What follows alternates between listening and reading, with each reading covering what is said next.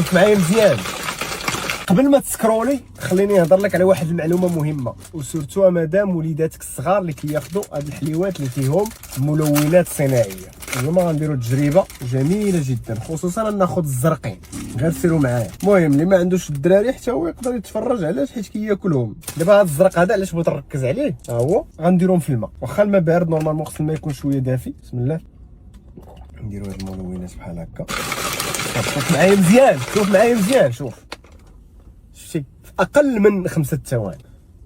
هذا الملون كيتسمى الاو 133، ملون صناعي ارتيفيسيال. بالنسبه للاطفال هناك دراسات اثبتت علاقه واضحه ما بين هذا اللون هذا وفرط في الحركه وعدم التركيز، ولكن قص لهم لو فوكس ديال الدراري الصغار، خصوصا فرط في الحركه. الملونات الصناعيه اللي كياكلوهم الدراري الصغار في بزاف ديال الحلويات كيؤديو بهم لضرر، خصوصا اما غيحس بانه تيحفز الحساسيات، خصوصا الحساسيات الجلديه، الحساسيات التنفسيه. داكشي علاش ولينا كنلقاو الدراري الصغار بزاف ولا عندهم الربو ولا الضيقه ومجموعه من المشاكل. هاد الحلويات اللي تيكونوا ملونين فيهم ملونات اللي جايين سواء من الحشرات، ملونات كيميائيه، ملونات طبيعيه اللي قليله. بارطاجوا لي هاد المعلومه مع صحابك كيعاون ربي. وشنو غندير دابا؟ كتب لي في الكومونتير، غيجي واحد في الاخر في الكومونتير يقول لك وساليتي الفيديو، يلاه كولهم. هادشي اللي غندير.